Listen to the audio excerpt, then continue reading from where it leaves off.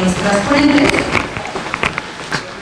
Y le pido por favor a la doctora Ariana que pase al frente, la presento rápidamente. Ella es médica veterinaria zootecnista por la UNAM, tiene una maestría y doctorado en conservación por el Instituto de Ecología, es docente de la UNAM desde hace 15 años, actualmente es jefe de unidad del Departamento de Bioética en la Agencia de Atención Animal de la Ciudad de México.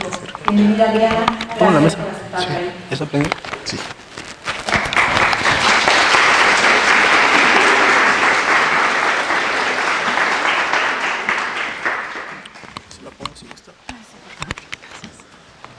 Hola, buenas tardes a todos, gracias por estar aquí. En un momentito empezamos con la presentación. Yo les voy a hablar un poco como de la biología del toro y de las emociones para dar entrada después a lo que es la corrida de toros en sí. Nada más déjenme descubrir cómo funciona esta cosa. Ok, ya descubrí. Entonces, la estructura de la plática es así. ¿Qué origen tienen los toros? Es el origen evolutivo, un poco para descartar esta idea de que si perdemos a los toros perderemos una especie, a los toros de lidia. ¿Qué sabemos de su biología? ¿Qué sabemos de sus procesos mentales y cómo es que se afecta el bienestar de ellos? Entonces, vamos a hablar un poquito de origen.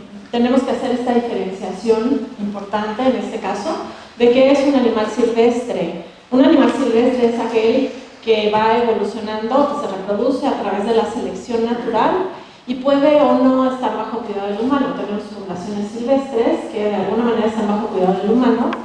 Tiene valor adaptativo estos ejemplares de animales silvestres precisamente porque la reproducción y la supervivencia es a través de la selección natural y aportan algo a la biodiversidad.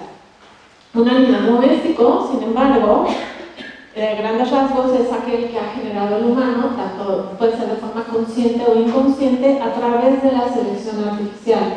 El humano ha ido seleccionando a los animales de acuerdo a características que le son interesantes a él, no a los animales. Y esto ha generado cambios anatómicos, fisiológicos y de comportamiento en estos animales.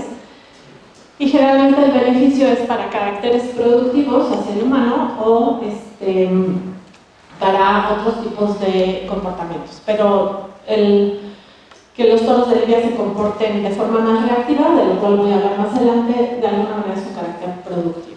Entonces, los toros de lidia vienen de un animal que está en la actualidad extinto, que originalmente se llamaba Auroch o Bos primigenius, y a partir de él han ido, estaba viendo si esto tenía pequeños, bueno, han venido evolucionando distintos fenotipos y genotipos.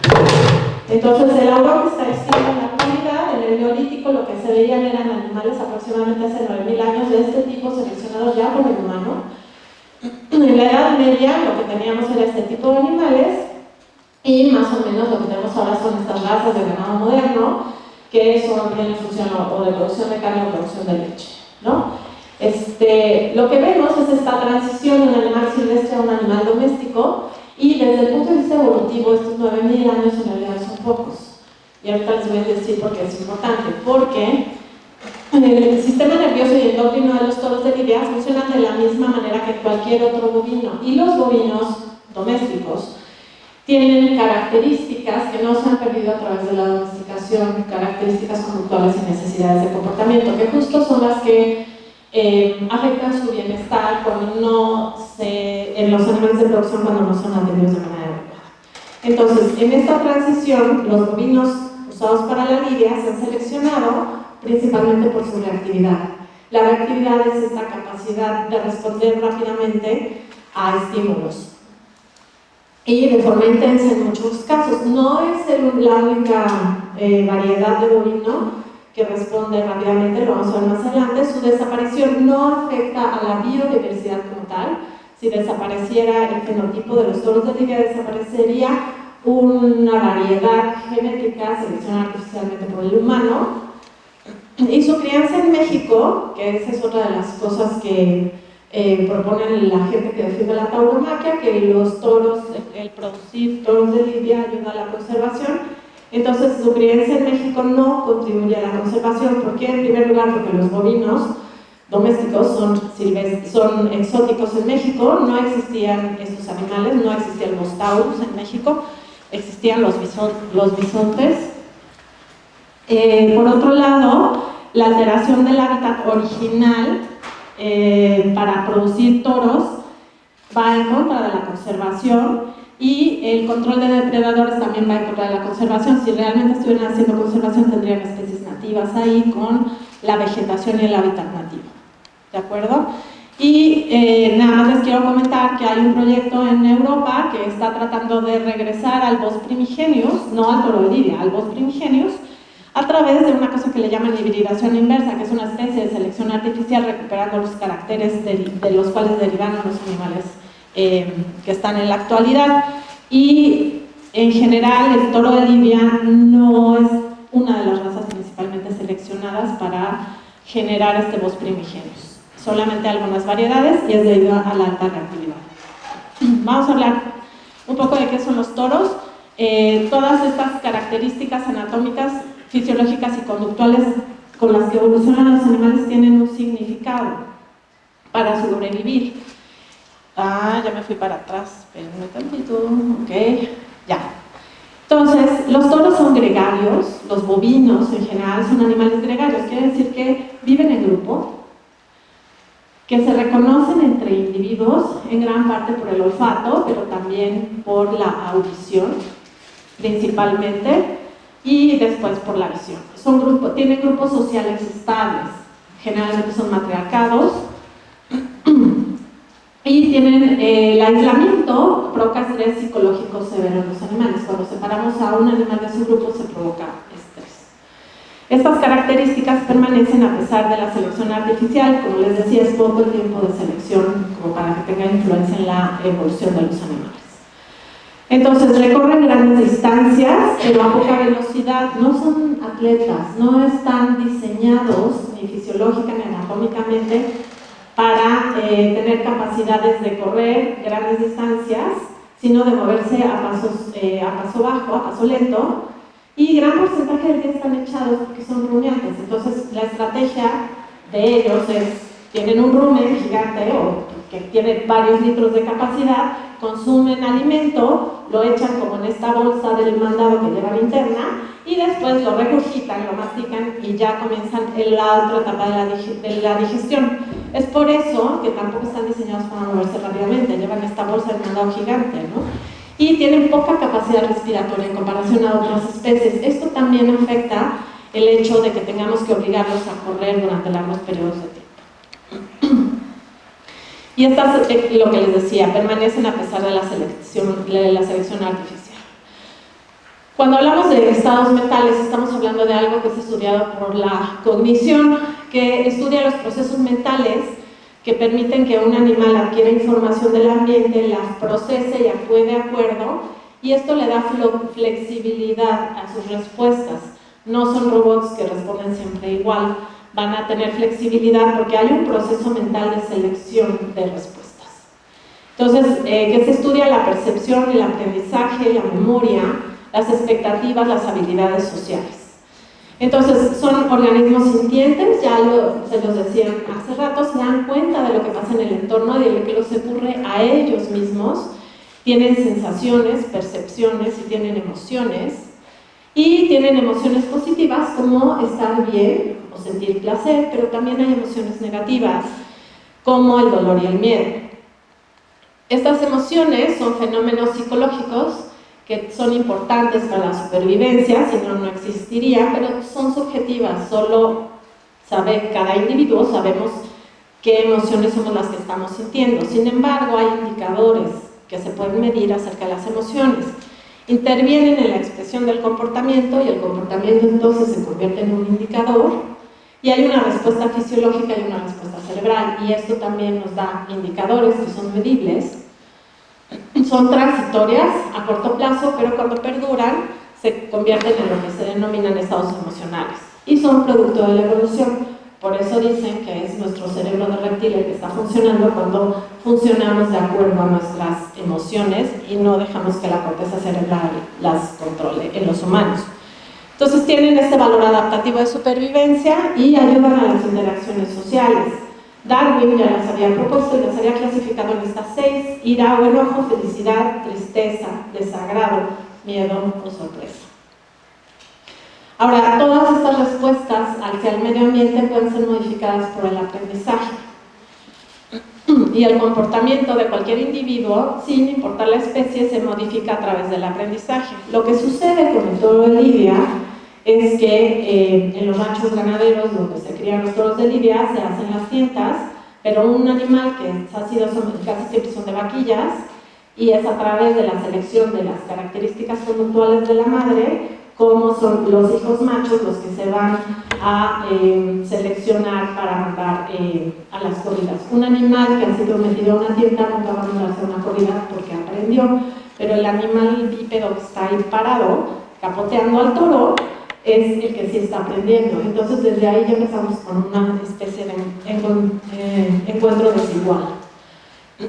Ahora, como aprenden, pues también aprenden cosas de la relación con nosotros, con los humanos.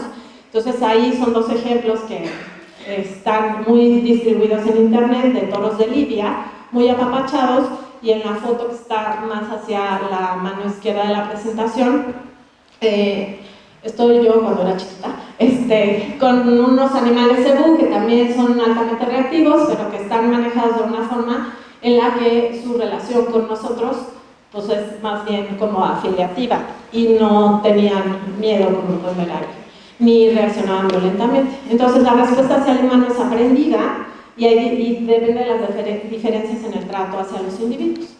Entonces durante la corrida el toro se enfrenta a una serie de elementos para los que no está preparado. Los individuos que participan en las tientas no se llevan a la plaza porque ya aprendieron que era lo que les comentaba, ¿no? A diferencia del torero.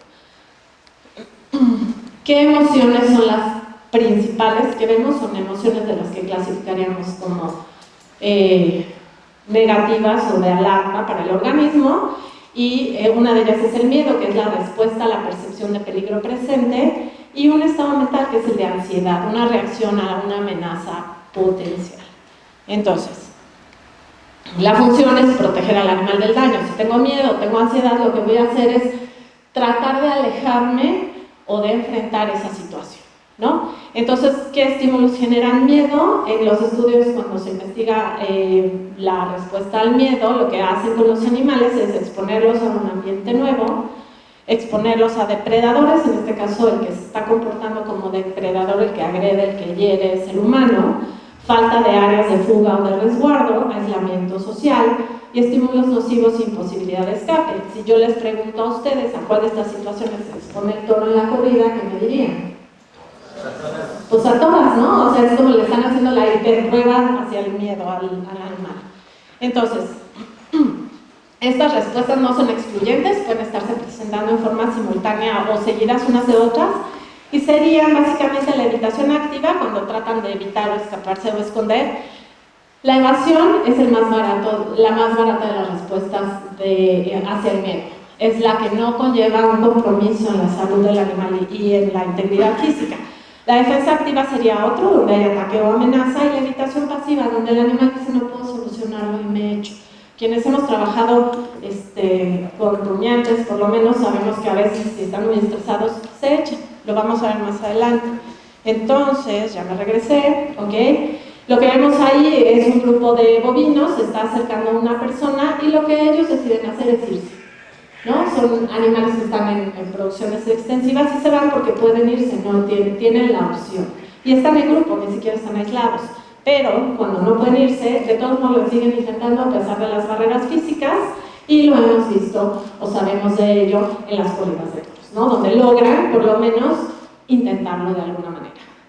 Si no logran escapar, entonces lo que van a hacer en la defensa activa, el ruedo es una barrera física que muchas veces, y las otras personas que están actuando y animales en las corridas, no les permiten visualizar estos medios de escape, entonces se defienden. La agresión defensiva es una derivación del miedo, y cuando no hay posibilidad, se presenta cuando no hay posibilidad de escape. Y la otra era la evitación pasiva, que también se conoce como desesperanza y se genera frustración, y es cuando el animal dice me doy y se echa. pero desde el punto de vista de la gente que favorece la tauromaquia, dicen este tipo de cosas, ¿no? O sea, el toro no sirve, pero en realidad es que han llevado al toro al extremo, y esta es una respuesta natural de una especie. Un fiasco de Núñez del Cubillo arruina la tarde de Bilbao, pero la tarde ya la tenía arruinada el toro, ¿no? Y la vida también. Entonces, en el transporte y en la plaza se generan una serie de emociones negativas. O sea, el toro, uno de los argumentos es que los toros viven muy bien en las condiciones en las que viven los de Lidia, porque no están en condiciones intensivas como animales de producción, pero en el momento en el que se separan de su grupo social, se suben a un transporte, se tienen los encierros y se llevan a la plaza, les cambia la vida y se generan estas emociones negativas de miedo, de ansiedad, de dolor, de desesperanza y de frustración, y genera estrés. Entonces el estrés es esta respuesta generalizada, no específica del organismo, a cualquier factor que sobrepase o amenace sobrepasar las habilidades para mantener la homeostasis o un equilibrio de alguna manera, o mantenerse dentro de los rangos que el organismo puede enfrentando al medio ambiente. Entonces hay estresores físicos, pero también hay estresores psicológicos. El ambiente físico, mucho calor, mucho frío, lugares donde no hay refugio, donde no hay alimento, la interacción con el humano, y en este caso es altamente estresante porque hay agresión por parte del humano, situaciones nuevas, como estar solo en un ruedo, solo en el transporte, dolor por las heridas que se le infligen, miedo, que ya lo explicamos, y otras emociones. Entonces, esa es una gráfica que me parece, hay pensamientos negativos que generan emociones negativas y hay una percepción de amenaza y el organismo entra en alarma. En el caso del toro no solo son pensamientos negativos, también hay como una serie de cosas en el ambiente físico que generan estrés. Entonces hay una cadena de respuestas desde el sistema nervioso central, desde el cerebro, donde se liberan hormonas como la adrenalina y la noradrenalina, el cortisol y la corticosterona, y provocan respuestas metabólicas que a corto plazo serían la movilización de energía para esta respuesta de voy a huir o voy a enfrentar. Lo que se ha visto en animales, en bovinos de lidia, es que si medimos la adrenalina, que es el eje vertical que tenemos a la izquierda en la primera gráfica, y vemos en el descanso los niveles de adrenalina con marca de fuego, que es bastante dolorosa, pero en la corrida los niveles suben mucho más. Y en el descanso, en los animales que entran a matanza en un rastro que por supuesto cumpla con ciertos requerimientos, y la corrida, ¿no? Entonces los niveles de adrenalina son mucho más altos en la corrida, tenemos el indicador fisiológico, también vemos los niveles de cortisol con la concentración normal, que sería lo que está en amarillo, y lo que está transparente sería después de la sujeción. Vemos que la respuesta del toro al lidia es mucho más elevada y esto está asociado a esta selección artificial para la reactividad. Y también tenemos otros indicadores como los de conducta. Entonces los animales con dolor, este es un estudio que se hace para evaluar posturas corporales en bovinos con dolor, vemos que pierden la atención en el entorno, el 0 es sin dolor, el 1 es con dolor moderado y el 2 es con dolor intenso. La posición de la cabeza es erguida en animales sin dolor, baja en animales con dolor y queda abajo de la horizontal, de la línea horizontal en animales con dolor intenso. La posición de las orejas es de alerta, hacia el frente y escuchando en animales sin dolor, pero se van cayendo prácticamente en animales con dolor. La expresión facial, mi manera de interpretarlo, porque dicen que es expresión de dolor, o sea, ese es el nombre, es que hay relajación en los músculos y cuando hay dolor hay una especie de contracción, se ven como arrugados los animales y se les ve mucho más el blanco del ojo y la postura de la espalda que hay aquí adentro, ¿no? Entonces, si vemos en las corridas y nos fijamos en las expresiones corporales, pues lo que vemos es, en las imágenes de abajo son animales con posturas corporales normales, y arriba ya no puede levantar la cabeza, les van a explicar, no solo es dolor, pero hay otras características que potencializan esto. La cabeza está hacia abajo y la expresión de dolor, ¿no? Que además tiene que ver con no solo la contracción de los músculos faciales, sino el porcentaje visible del blanco del ojo. Cuando vemos el blanco del ojo en un herbívoro, en el caso y en la mayoría de los animales en general, es por estrés o por dolor, y en el caso de los bovinos no deberíamos estar viendo el blanco del ojo. Entonces esas son expresiones faciales de dolor o de ansiedad o de angustia. Entonces les decía, desde el embarque, el transporte y el desembarque hay problemas de estrés para estos animales. Y además, pues también hay tendencia a tener enfermedades respiratorias y lesiones en estos procesos. Y en la plaza lo que vemos son emociones negativas, estrés, lesiones y muerte cruenta. Y ya para concluir es que en las corridas de toros se provocan intencionalmente lesiones, dolor, miedo, ansiedad y otras emociones negativas y estrés intenso. Esto deriva en alteraciones fisiológicas y una muerte sin pérdida de conciencia previa, que es la característica que desde un punto de vista ético y legal se pide para quien mata animales. Esto contraviene la normatividad nacional e internacional referente a tratos a los animales, sean de producción, compañía o fauna silvestre, y no hay una sola justificación razonable para que el trato sea diferente en los toros, ni fisiológica ni de actividad. Entonces, por ejemplo, la norma 033 es la que rige en México la manera de dar muerte a los animales y la violan en las corridas de toros. Y la otra cosa desde el punto de vista ético es que no deberíamos de anteponer los intereses no básicos del humano, como es la diversión o un trabajo en donde podría haber otras opciones, ante los intereses básicos de un animal, como es no sufrir, no sentir dolor o perder la vida, ¿no? Y ya nada más para concluir, todo aquello capaz de sentir dolor no debería de ser expuesto al dolor. Entonces eso sería todo por el momento por mi parte.